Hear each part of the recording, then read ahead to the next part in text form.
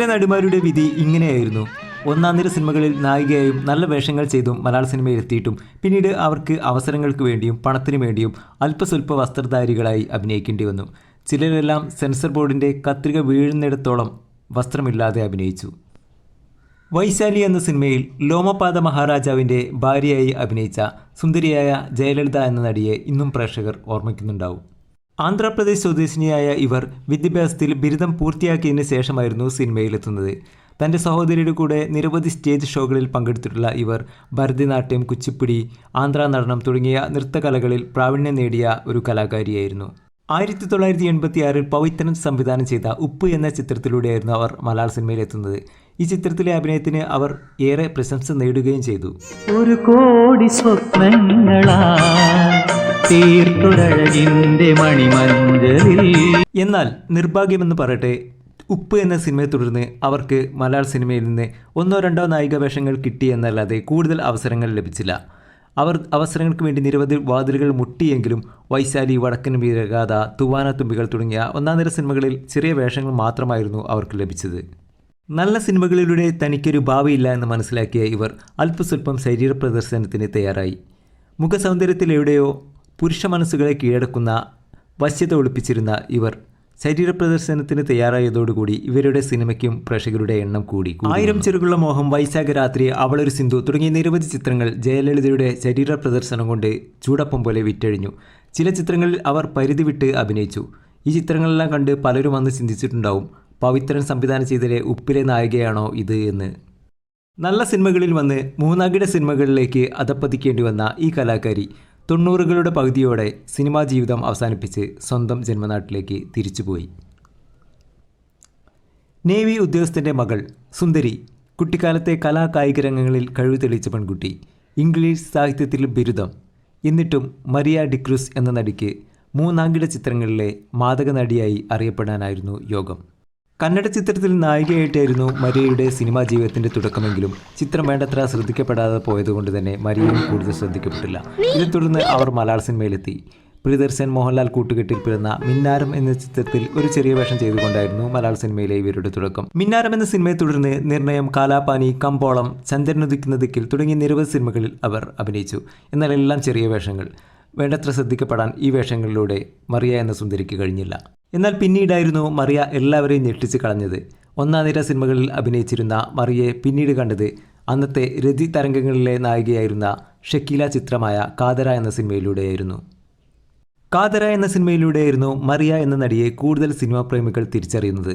കാതര ഹിറ്റായതോടുകൂടി മരിയയ്ക്ക് സ്വന്തമായി തന്നെ നായികാ വേഷങ്ങൾ ലഭിച്ചു. എല്ലാം ശരീര പ്രദർശനം നടത്തുന്ന വേഷങ്ങളായിരുന്നു.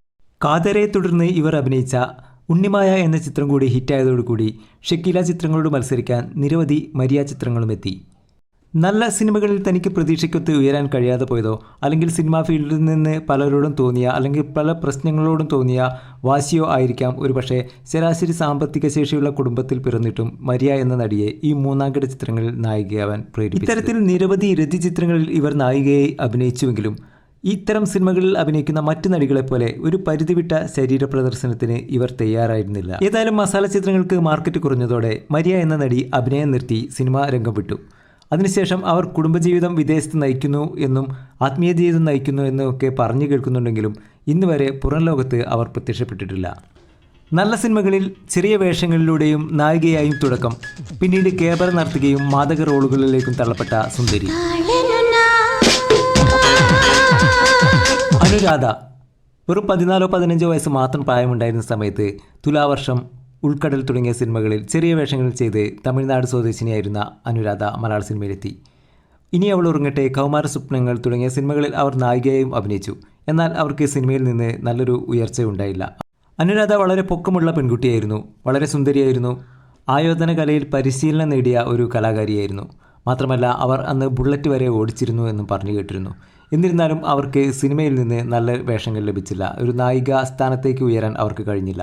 നല്ല വേഷങ്ങൾക്ക് വേണ്ടി കാത്തിരിക്കാനും അനുരാധ തയ്യാറായിരുന്നില്ല. അവർക്ക് സാമ്പത്തിക ഭദ്രതയായിരുന്നു പ്രധാനമെന്ന് തോന്നുന്നു. ആ സമയത്ത് ഐറ്റം ഡാൻസ് നർത്തകികൾ മലയാള സിനിമയിൽ കുറവായിരുന്നു. അതുകൊണ്ട് തന്നെ അവർ ആ വേഷങ്ങൾ സ്വീകരിച്ചു. കടും ചായങ്ങൾ അണിഞ്ഞ് അല്പവസ്ത്രധാരിയായി ക്യാമറയ്ക്ക് മുന്നിലെത്തിയ അനുരാധ കേരളത്തെ മാത്രമായിരുന്നില്ല ഇന്ത്യൻ സിനിമയെ മൊത്തത്തിൽ ഭ്രമിപ്പിച്ചു. ക്യാമറയ്ക്ക് മുന്നിൽ ആടിത്തിമിർത്ത അവരുടെ ഉള്ളിൽ നീറുന്ന ദുഃഖങ്ങൾ ഉണ്ടായിരുന്നോ എന്നറിയില്ല. എന്നിരുന്നാലും തൻ്റെ മുഖസൗന്ദര്യം കൊണ്ടും ശരീര സൗന്ദര്യം കൊണ്ടും ചടുലമായ നൃത്തങ്ങൾ കൊണ്ടും അവർ മലയാളം, തമിഴ്, തെലുങ്ക്, കന്നഡ, ഹിന്ദി ഭാഷകളിലെ സിനിമാ പ്രേമികളുടെ ഒരു ഹാരമായി തീർന്നു. ആ കാലഘട്ടത്തിലെ തിരക്കേറിയ ഒരു താരമായിരുന്നു അനുരാധ. 1987 വിവാഹിതയായ ഇവർ സിനിമകളിൽ മാതൃകവേഷങ്ങളായിരുന്നു ചെയ്തിരുന്നത് എങ്കിലും കുടുംബജീവിതത്തിൽ ഇവർ തികഞ്ഞ ഒരു കുടുംബിനിയായിരുന്നു. ഏറെ നാളത്തെ പ്രണയത്തിന് ശേഷം സതീഷ് കുമാർ എന്ന വ്യക്തിയെയായിരുന്നു ഇവർ വിവാഹം ചെയ്തത്. ഭർത്താവ് ആക്സിഡൻറ്റിൽപ്പെട്ട് ചലനശേഷി നഷ്ടപ്പെട്ട് കിടക്കുമ്പോഴും ഇവർ തനിക്ക് വന്ന അവസരങ്ങൾ പോലും നഷ്ടപ്പെടുത്തി അദ്ദേഹത്തെ പരിചരിച്ചു എന്നും പറഞ്ഞു കേട്ടിരുന്നു. അനുരാധ എന്ന നടിക്ക് 2 മക്കളാണുള്ളത്. അഭിനയശ്രീ എന്നൊരു മകളും കാളിച്ചരൻ എന്ന ഒരു മകനുമുണ്ട്. ഒന്നാം നിര സിനിമകളിൽ നിന്ന് മൂന്നാംകിട സിനിമകളിലേക്ക് തള്ളപ്പെട്ട ഏറെ ഹതഭാഗിയായ പരിതാപമുണർത്തുന്ന മറ്റൊരു നടി പ്രിയ.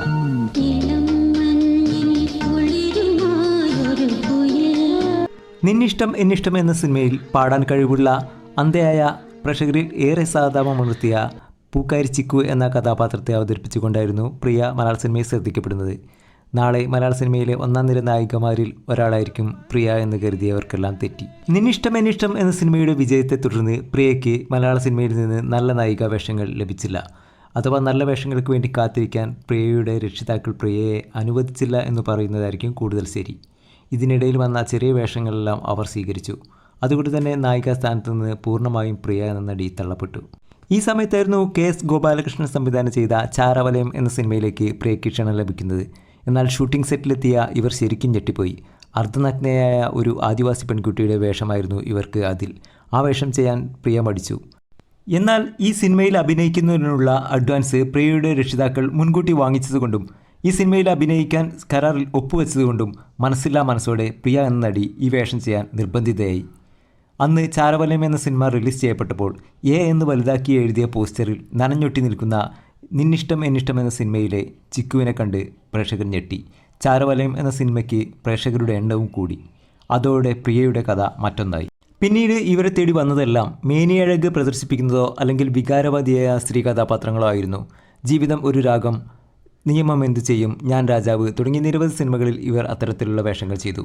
ഒന്നാം നിര സിനിമകളിലെ നായികമാരെ ഇത്തരം സിനിമകളിൽ കാണുമ്പോൾ അന്ന് പ്രേക്ഷകർക്കുണ്ടാകുന്ന ആകാംക്ഷയോ ഉത്കണ്ഠയോ എന്തു തന്നെയായാലും ഇത്തരം സിനിമകൾക്ക് അന്ന് പ്രേക്ഷകർ കൂടുതലായിരുന്നു. നല്ല സിനിമകളിൽ വന്ന് കുറച്ച് നല്ല കഥാപാത്രങ്ങളെ അവതരിപ്പിച്ച് പ്രേക്ഷക മനസ്സിൽ നല്ലൊരു സ്ഥാനം നേടുക എന്നാഗ്രഹിച്ച് സിനിമയിലെത്തുന്ന ചില പെൺകുട്ടികൾക്ക് ഇത്തരം കൈപ്പേറിയ വഴികളിലൂടെ കടന്നു പോകാനായിരുന്നു വിധി. ഇത്തരം വേഷങ്ങൾ ചെയ്യാൻ നിർബന്ധിതരാകുന്ന നടിമാരുടെ ജീവിതത്തിനു പിന്നിൽ കൈപ്പേറിയ അല്ലെങ്കിൽ കണ്ണീരിൻ്റെ ഒരു കഥയുണ്ടാവുമെന്ന് തീർച്ചയാണ്. സുഹൃത്തുക്കളെ, വീഡിയോ ഇഷ്ടമായാൽ എല്ലാവരും ലൈക്ക് ചെയ്യുക, കമൻറ്റ് ചെയ്യുക, ചാനൽ സബ്സ്ക്രൈബ് ചെയ്യുക.